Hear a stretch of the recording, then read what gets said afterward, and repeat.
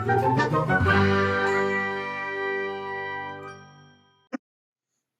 Tears, welcome back to MA crisp. இன்றைக்கி நான் உருளைக்கிழங்கு பக்கோடா தான் செஞ்சு காட்ட போகிறேன். நல்லா கிறிஸ்பியாக டேஸ்டியாக எப்படி பண்ணுறதுன்னு பார்க்கலாம். இது குழந்தைங்களாம் ரொம்ப விரும்பி சாப்பிடுவாங்க.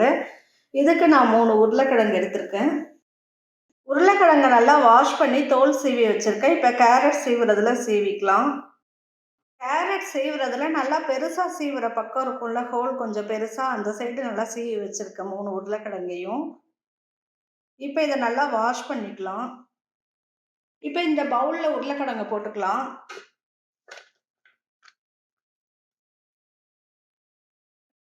இதை கழுவுறதுக்கு தண்ணி ஊற்றிக்கிறேன். கொஞ்சோண்டு சால்ட் போட்டுக்கிறேன்.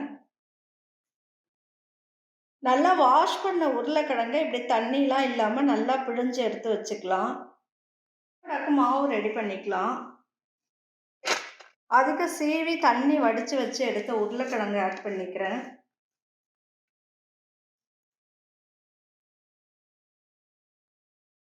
கடலை மாவு ஒரு 3 ஸ்பூன் ஆட் பண்ணிக்கிறேன்.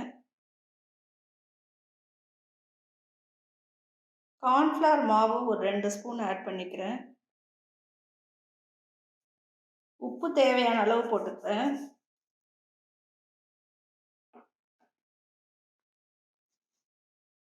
பொடியாக கட் பண்ண கொத்தமல்லி போட்டுக்கிறேன். பொடியாக கட் பண்ண பச்சை மிளகாய் போட்டுக்கிறேன்.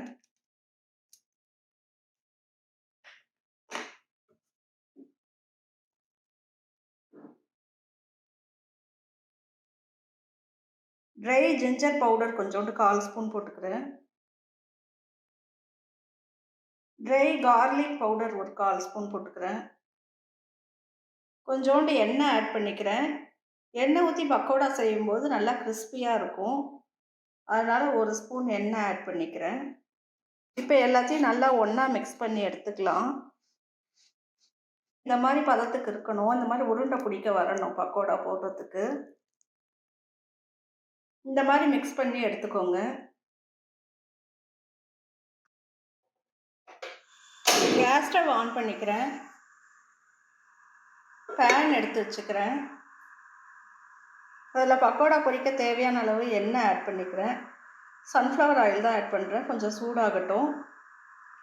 எண்ணெய் சூடாயிடுச்சான்னு செக் பண்ணிக்கலாம். எண்ணெய் சூடாயிடுச்சு. மீடியம் ஃப்ளேமில் மாற்றிட்டு, பக்கோடா ஷேப்பெல்லாம் போடணுன்னு அவசியம் இல்லை.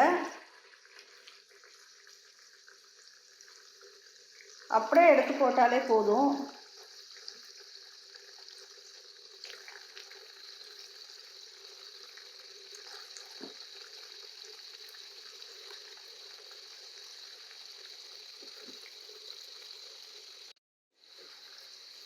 நல்லா பொன்னிறமாக வர வரைக்கும் திருப்பி திருப்பி விட்டு வேக வச்சுக்கலாம்.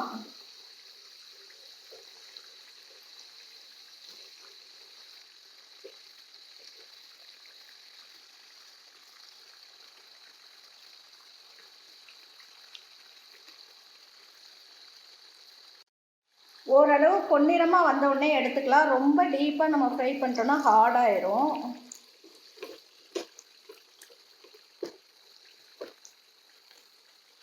இந்த மாதிரி சின்ன பேனில் பொரிச்சிங்கன்னா டீ வடிகட்டியில் எடுங்க. எண்ணெய்லாம் நல்லா வடிஞ்சிரும். எடுத்து டிஷ்யூ பேப்பரில் போட்டு வச்சுட்டா எக்ஸஸ் ஆயிலெலாம் அது உறிஞ்சிரும். டீ டைம் ஸ்நாக்ஸ்க்கு இது ரொம்பவே நல்லாயிருக்கும். கண்டிப்பாக ட்ரை பண்ணி பாருங்கள்.